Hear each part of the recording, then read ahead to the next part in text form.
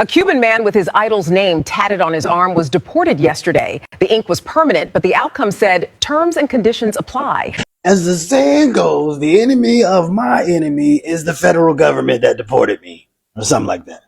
You know, sometimes you should bite the hand that feeds you, because that same hand might deport you.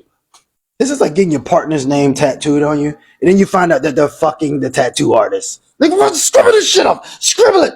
Scribble this shit. Erase it. Trump supporter goes viral for tattooing MAGA on his throat. The Latino man decided that he would tattoo Donald Trump's trademark on himself. He walked into the tattoo studio with a t-shirt saying, "We are full stop immigration." Do you support his decision, or has it gone too far? I will vote for Donald Trump. I'm so happy to inform you that it's time for another riveting episode of Play Stupid Games, Win Stupid Prizes, courtesy of Eldowski. So this is Cuban illegal alien Eldowski, who entered the United States in 2019 under the previous Frumpy Dump administration. Now, he used the document, an I-220A, which is now not recognized by the current Frumpy Dump administration. So as you can see, Eldowski sat to receive this hideous tattoo of Frumpy Dump across his chest. And he loves Frumpy Dump, so much so that during the last election cycle, he made numerous podcasts. He went out protesting on behalf of Frumpy Dump just to get him elected. But now Eldowski, along with 400,000 other Cuban illegal aliens in this country who use the I-220A document, are worried about being deported. Eldowski sat down with Local 10 News, where he spoke mostly Spanish, and showed off his tattoo honoring Frumpy Dump, a commitment that took 3 sessions of about 4 hours each to complete. He recalled being very excited about Frumpy Dump at that time, but that enthusiasm has slowly faded away as immigration enforcement intensifies nationwide. Again, an immigration attorney estimates that at least 400,000 Cubans are now in the situation where they use the I-220A document to come into this country rather than being formally paroled into the country. Now, the I-220A is not considered a lawful point of entry. So Eldowski is now challenging the Frumpy Dump administration's policies in court, arguing that Cubans released into the country should be considered paroled regardless of the paperwork that they receive. I declare, honey, what a disgrace. So again, he sat for 12 hours to receive this hideous, despicable tattoo, only to be deported by that same man. Make it make sense, because it doesn't. Because if you think that your ass is not going to get deported, you got another thing coming. It doesn't matter what you got on your chest. You better ask the owner of Frumpy Dump Burger. Hey, you play stupid games, you win stupid prizes. Just think about how many legal Cubans he may have convinced to vote for Frumpy Dump, because his ass didn't vote for nobody. Cubans for Trump are finding out the hard way that immigration policy does not care who you supported, it cares about documentation. Because for years, many believe that aligning themselves to whiteness, distancing from black community, and embracing conservative identity would somehow protect them. But now they're not discovering that the system doesn't work based on loyalty. So let's have a look.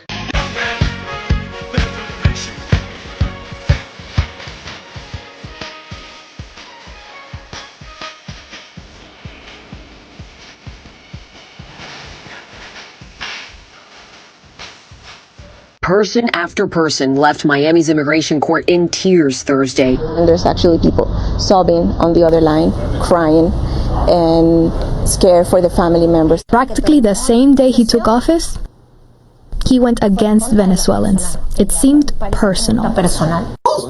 While Didi Espinosa was being handcuffed by ICE agents in the hallway of federal court in Miami, his wife was yelling, quote, "This is unfair. It's not fair." A U.S. citizen married to 44-year-old Espinosa, born in Cuba. The couple met 2 years ago. This month, they got married. They had to wait for his divorce to be approved. On Monday afternoon, he was detained. Cuban Americans supported Donald Trump in a major way. You could argue that he won Florida because of Cuban Americans. And I just wanted to check in and show you all how Donald Trump is thanking you for your loyalty. Donald Trump is deporting Cubans in record numbers. Cubans had long benefited from legal privileges unavailable to immigrants from other countries. President Trump has changed that. For example, Heidi Sanchez took her 17-month-old daughter to a routine check-in last April with Immigration and Customs Enforcement in Tampa. During the appointment, federal authorities told her that she was being detained and that her husband should pick up their daughter, who was still breastfeeding.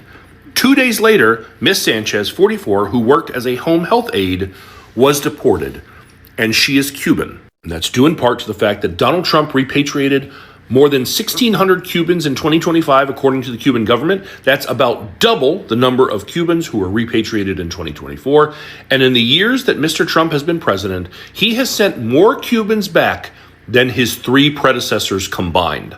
Also recently, Geraldo Lunas Campos, a Cuban man, died in ICE custody, and an autopsy found that he died from asphyxia, and 2 witnesses, 2 other detainees, said that they witnessed guards choking him to death. And now, DHS is seeking to deport the 2 men who witnessed that, to get rid of the witnesses, to send them out of the country so they can't testify to what they saw happen, so that the men who allegedly killed Geraldo Lunas Campos cannot be held accountable. That is how Donald Trump thanks you for your loyalty. I just want to leave you with this. Donald Trump is the president. Republicans control all 3 branches of government. The governor of Florida is Republican. The state of Florida is run by Republicans. Is your life better under Republican rule? Is this what you voted for? Is this helping you? Because if your life isn't better, the midterms are coming up. And I would recommend perhaps looking at candidates from another political party. Oh man, we got some immigration officers coming. How's it going, officer? Registration, please. Oh yeah, of course, officer. Here, yeah, I'm. My name is John. Here, I'm American. Let me see. I voted for Donald Trump. Where are you coming from? I was just working. You know what? I was working in these apartment complexes. There's a lot of immigrants of Be quiet. You look very illegal too. Sir, I voted for Donald Trump. My name is John Rivers. Your name is not John Rivers. Sir, that's John Rivers. That's Juan Rios. Yeah, but Juan Rios is my Mexican name. I'm You're American. gonna have to get out the car. Sir, I'm You're American. gonna have to get out the car. I voted for Donald Trump. Are you kidding me? This is unfair. Florida Cubans by far voted for Trump. Yes. Ain't no Cubans coming out supporting no blacks. Right. Are we having fun yet? Cubans for Trump, baby. Make America Great Again, Part 5. Y'all, it's real wild what's happening with the Supreme Court and how they are removing protected status for over 500,000 Cubans and other immigrants. But it's always been wild, and even wilder during this presidency, to see those very immigrants proudly back Trump. But now realizing, baby, he's coming for you too. Let's talk about it. Because what they thought was they were going to play a game of eeny, meeny, miny, mo and pick and choose some immigrants. But I guess not them. Because, baby, they was cheering loud. And, y'all, I've been thinking about this for a long time. How so many immigrants of color come to the United States and quickly align themselves with whiteness. Many looking down on Black Americans, buying into the same tired stereotype that we're lazy, criminals, a burden, dangerous. And, baby, they can't wait to use the N-word. They're taught to see us as the problem, or worse, the enemy. But what they don't see, or what they refuse to see, is the real enemy is the systems you're cozying up to the white supremacist structures that they think will protect them. These are the same ones that view all of us as disposable when convenient. And here's the hard truth. The only reason that these immigrant protections even exist, the only reason they had the privilege to come here and build new lives, is because of Black civil rights advocacy. Period. It was Black Americans who fought, who were hosed down, bled, and died to dismantle unjust laws and push for equality, not just for ourselves, but for everyone that came after us. Every opportunity they've had, the right to work, the right to go to school, to stay in this country, rests on the backs of Black struggle and resistance. Yet too many of them forget. Too many ignore history. The very history that gave them access to the very systems that are now turning on them. It's a deep betrayal, not just of us, but of justice itself. And baby, while I feel for them, you were warned. These same immigrants, happy to align themselves with whiteness, vote for politicians who harm them and turn their backs on us. Us, the people whose struggle made it possible for their opportunities. Now when deportations are happening left and right, they're realizing whiteness don't love you either, baby. You've been hoodwinked, bamboozled, and led astray. I don't know how many times I need to say this. There is no protection in aligning yourself with whiteness. There's no protection in turning your back on the very black folk who paved the way, who fought and bled for the rights you enjoy. Because when things get real, and baby, they're getting real, you'll find yourself alone. The same white supremacists that they cozied up to, they'll turn on you without hesitation. And here's what's even more heartbreaking. You thought you were protecting yourself by siding with them, by distancing yourself from us, by playing the respectability game. But baby, the game was rigged from the start. You were never meant to win, and you never were going to. And now, as you watch deportations, the removals, the betrayals, as you hide in fear, not knowing if you or your family is next, baby, you're seeing it in real time. The panic is setting in. The illusion, it's shattering. And the truth you tried to ignore is now knocking at your door. As Black Americans, we've always fought for justice, for everyone. We know how it feels to be treated unjustly.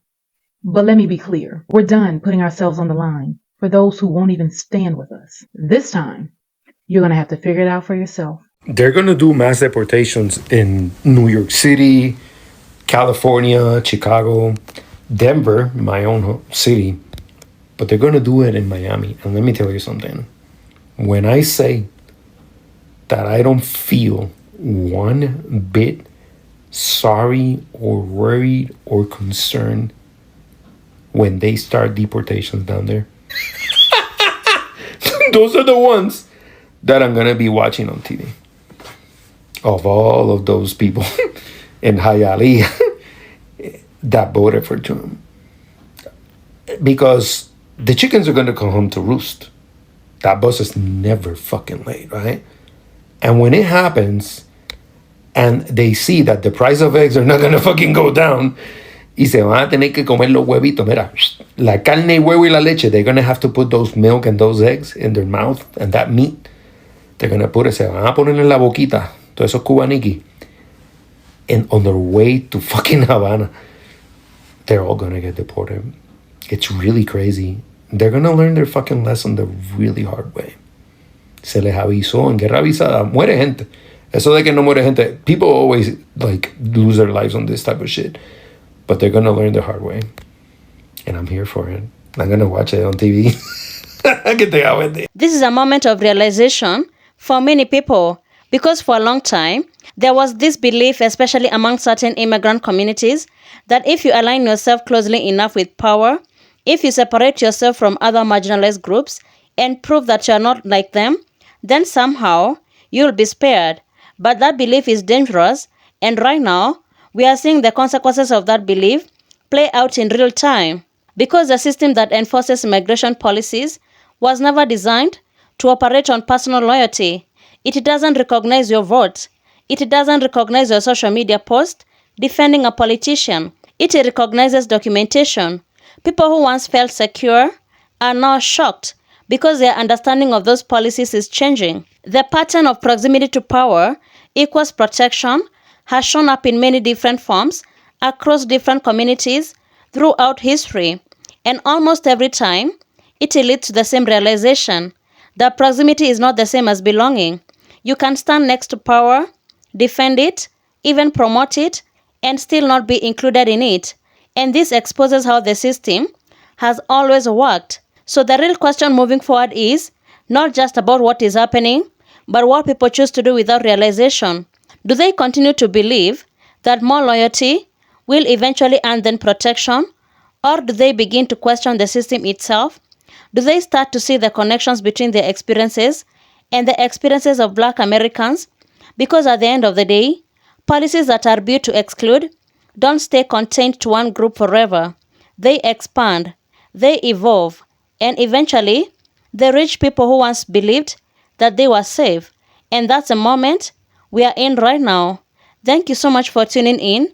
Be sure to like, subscribe, and share. Have a good one. I'll see you in the next video.